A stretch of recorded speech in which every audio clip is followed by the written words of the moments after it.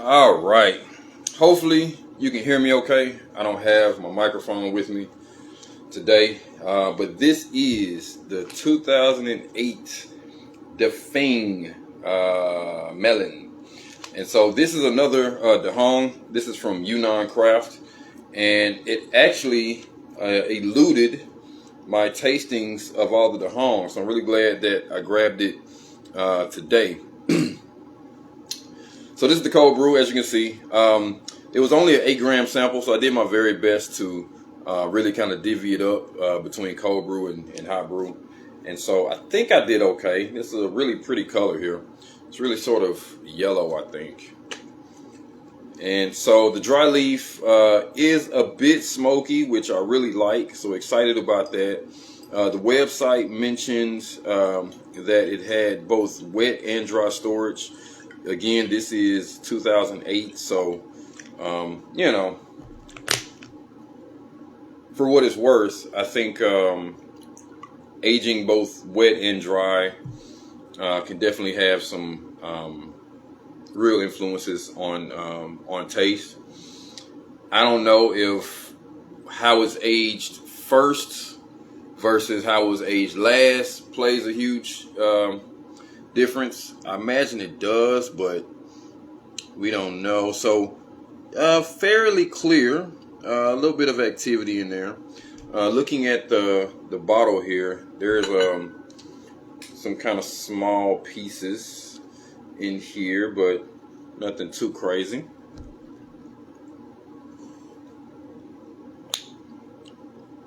Nice and smoky and sweet. I like that.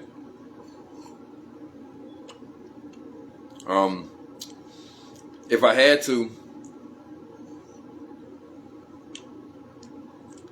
to pinpoint a flavor, man, this is the best part about these tastings, but also challenging as well. It's definitely sort of a sweet vegetable, I think. Not quite fruit, but it's, you know, but it's definitely not vegetal. You know what I'm saying? It's not vegetal. And as soon as I said the word vegetal, I get a little bit of vegetal maybe on the back end. I mean, like I said, you're definitely tasting a green leaf, right? But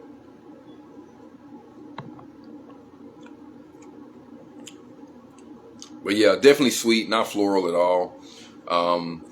But I don't put it in the category of fruity.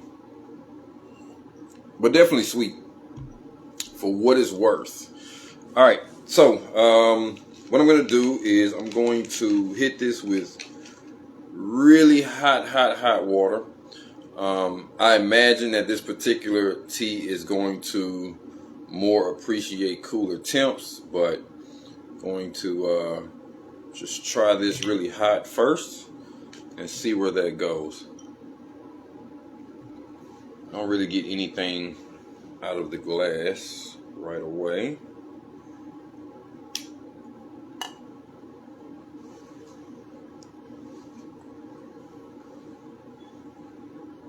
So I'm getting a little bit of color change. I think that's enough, and I'm already getting some of that mushroom aroma that the website mentions, that they're saying is directly related to the storage of this cake. And I don't get it so much off the wet leaf, but definitely the hot brew itself smells a lot like mushroom.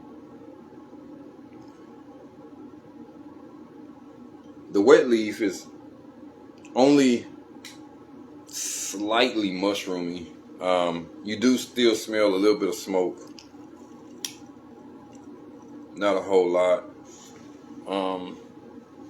At this point, I'm really not sure what to do with this. I'm going to do fairly quick brew. Maybe that's about 10 seconds, 15 seconds, something like that. And let's see where this goes.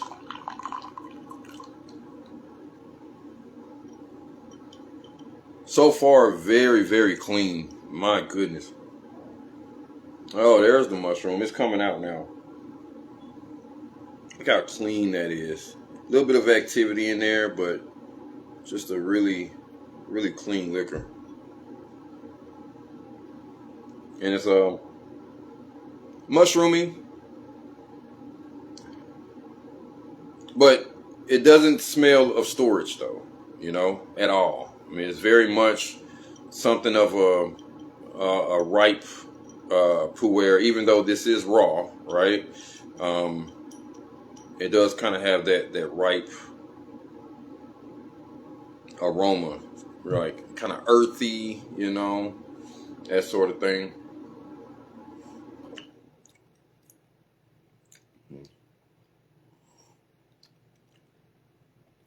Yeah, and it actually comes out in the brew as well.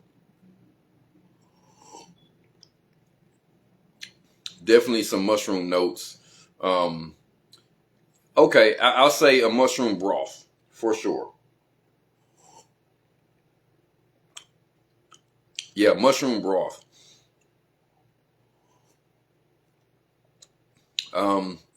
And there's a bit of smokiness in there. Now, I try not to read tasting notes because I don't want to influence myself.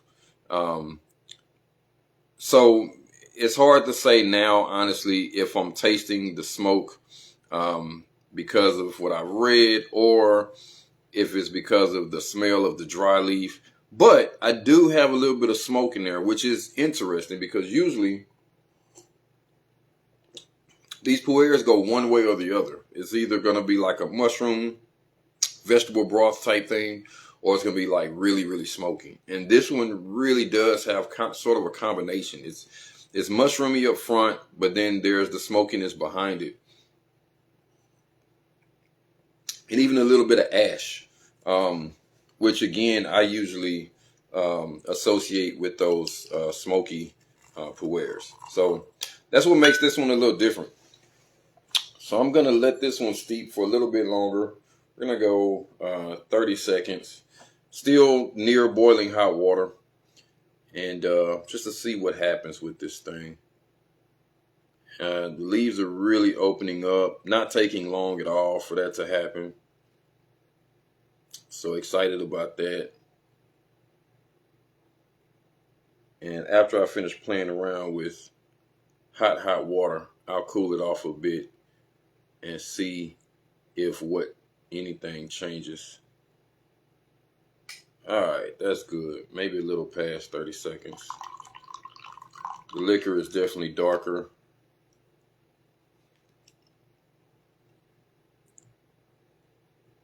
Yeah, still those mushrooms.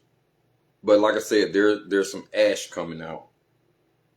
There's definitely some ash there. So as you can see, definitely starting to come apart. Still a bit of a chunk in there, but it's pretty much opened up now. And so I think this particular infusion is going to tell the tale. And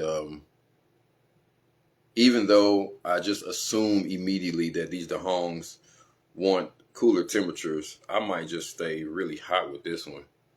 I don't know.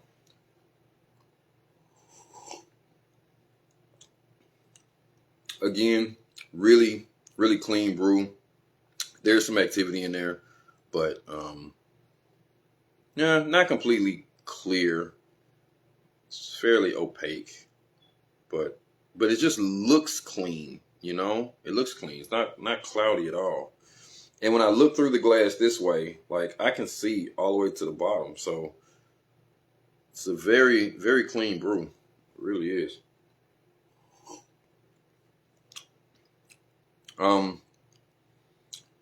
Still getting that mushroom thing. The smokiness is, I know it's there, so I'm getting a little bit of it, but it's almost gone. And so now I wonder if what's going to happen is that smokiness is just going to go away after the third or fourth infusion, being that this is only the second.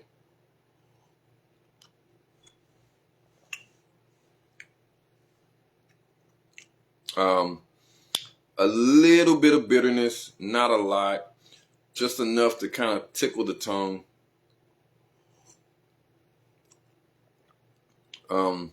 Very much moving into the vegetal area now, for sure. Very much a green tea, no doubt about it.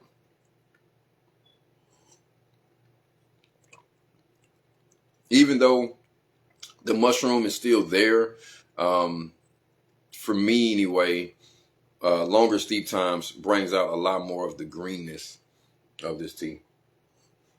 Okay. What I want to do now is I want to purposely overbrew this. Now the water has cooled just a little bit, but I'm going to go for a full 90 seconds and see exactly what more we can get out of this. I have a feeling that this tea can be overbrewed, but what I'm curious about is whether or not the mushroom goes away, if the smokiness is completely gone, and if it just remains like just straight up green, you know? Because that's what I kind of got out of the second infusion, was a very vegetal green flavor. Especially now that the leaves have really opened up. I wouldn't be surprised if this thing is like super bitter, but you know, maybe not.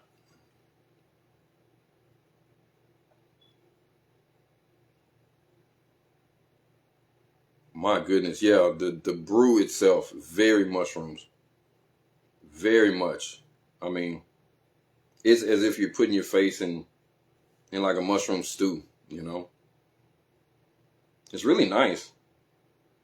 You know, if you're someone that that likes the mushroom flavor in these Shengs, this one is good. It really is. All right, we're coming up on 90 seconds, somewhere about now. We're going to give it a couple Mississippis to make sure. It's really nice. I like that. All right, here we go. Again, like really clean. I mean, man, I haven't seen a Sheng brew up this clean in a long time. That is nice. My goodness. There is some of the leaf fuzzies in there for sure, but I mean, it's just a really nice clean brew.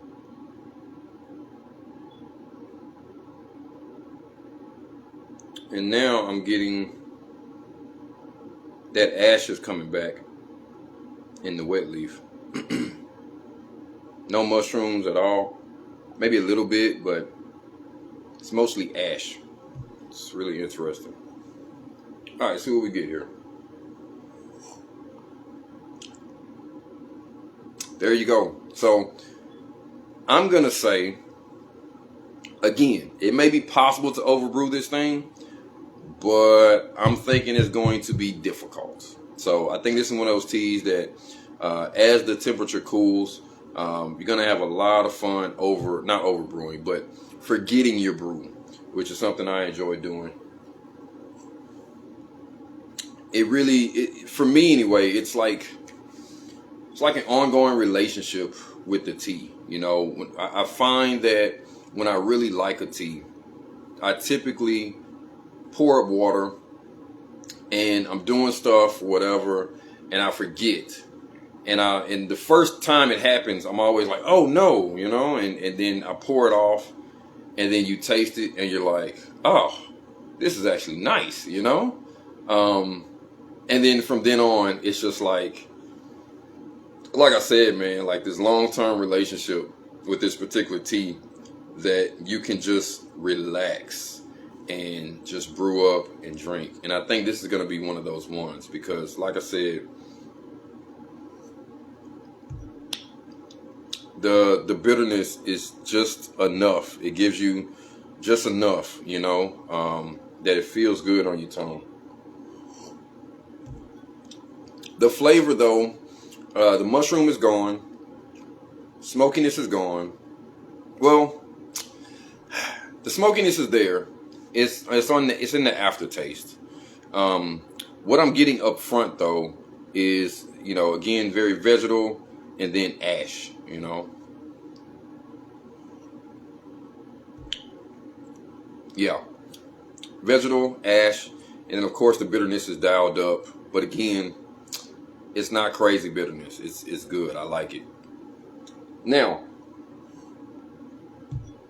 after trying to overbrew this, I definitely want to bring the temperature down for sure, because the bitterness isn't bad, but it can be too much. It can be too much, you know. Okay, so, and that ash is very prevalent, for sure. So I'm gonna add just a little bit of hot water to this. I don't have my thermometer with me, so I'm gonna guess I have it at about 120, 130. All right, so I'm gonna try to brew this fairly light and see what I get here, at the risk of having a weak brew. I just want to see if I can get any other different flavors out of this. All right, so that's about 15 seconds.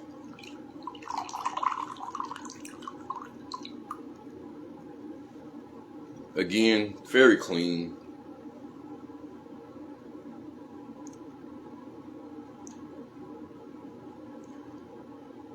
All right, so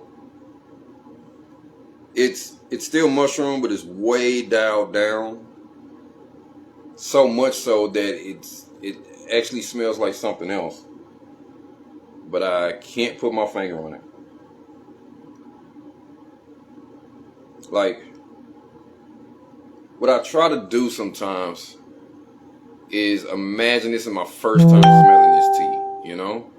If this was my first time, there's no way I pick up mushrooms. It's actually almost a sugar sweetness. It's very subdued though.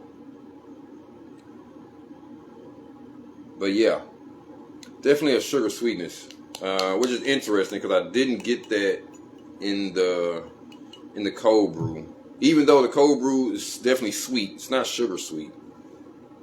All right, so this is cooler temperatures, pretty quick brew time. Again, really clean and clear to my eye, but there is definitely some activity in there. It is for sure cloudy, but like, it's hard to describe. It's almost like suspended in clear liquid instead of like cloudy, you know.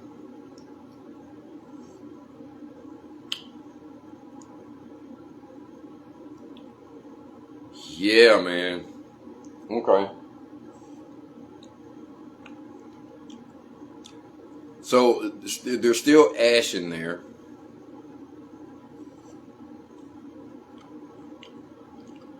It's almost all ash.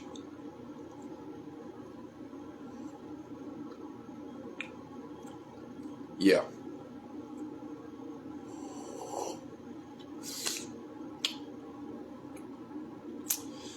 No mushroom really to speak of.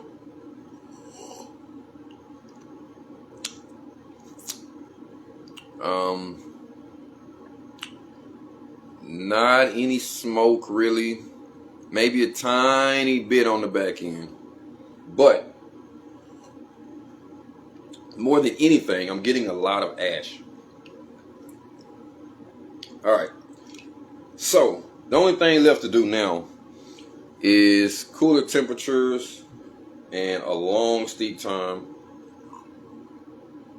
And at this point, I am almost certain that the only thing we're gonna get out of this, I'm gonna actually set the, is gonna be more ash.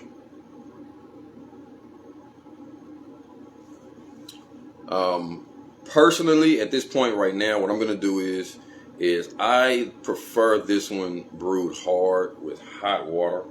And so that's how I'm going to drink through this. I'm sure that as the infusions go on, yeah, like a sugar sweetness. It's interesting.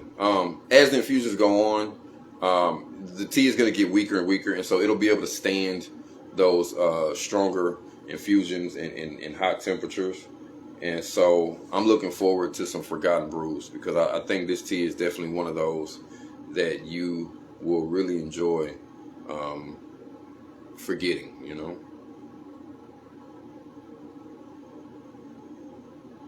All right, so that's a minute. I'm gonna give it like 30 seconds more. I honestly don't think I'm gonna get anything more in these 30 seconds, but why not, you know?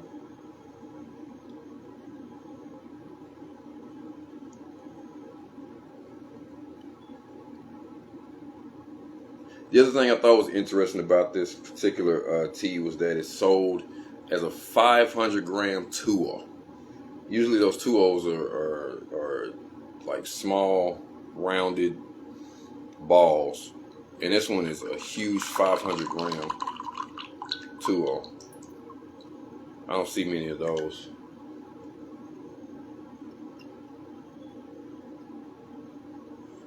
And again, this is Yunnan Craft.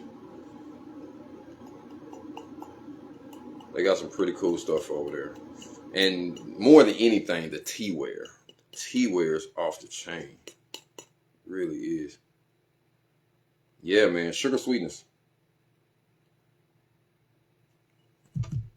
And I can't say more about their logo. Like, I don't know if you can even see that, but the Yunnan Craft logo is really dope. The dancing man, and I think he's dancing around like a fire or something. It's really cool. All right, here we go. Long steep, low temperatures.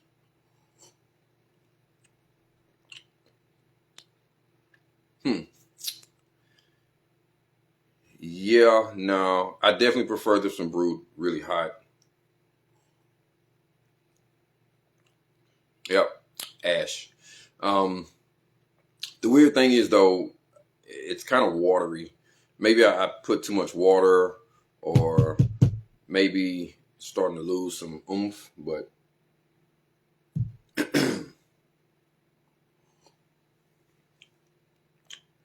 but yeah, fairly weak brew. But again, ash is what I'm getting in this. And when I say ash, I mean literally like an ashtray, you know? It has that flavor, that boldness about it. Not unpleasant, you know, but it does remind me of an ashtray. And the one thing I like about tastings, whether it be wine tastings or cheese or whatever, you know, I'm a real foodie, and I really get into the flavors of things, and I'm always curious as to how something was made, what made it taste like that. My goddaughter made some peanut butter cookies yesterday, and she sent me to the store to buy the ingredients, and she says, I need peanut butter, I need baking soda, I need eggs, and she said she already had butter and vanilla. And sure enough, when I bit into the first cookie, maybe it was because I knew what the ingredients were, I literally tasted the baking soda. I tasted the baking soda. Of course, I tasted the peanut butter. I didn't get a lot of vanilla. Which is one of those things that it's like, well, what happens if you play around with adding more vanilla? I didn't taste any egg, which I never taste egg in any sort of pastry, whether it be cakes or cookies or whatever. But the egg does make it like fluffy, right? And so you add too much egg, it changes the texture. Not enough egg, it's like a cracker, right? So, but yeah, so the ash in this one, I'm saying all that to say that the ash in this one brings me back memories of in a car with a full ashtray. And for me, those are good memories. You know, I used to smoke. I don't smoke anymore. But I remember having an ashtray stuffed with cigarette butts and ash. And that's exactly what this tea reminds me of. And so, again, I really do look forward to hitting this with really hot water. I look forward to some forgotten brews. And, you know, I think it's possible that I don't necessarily miss smoking cigarettes, but I think it is nice to have something that reminds me of cigarettes without having to smoke one, sort of. You know, I'm really trying to,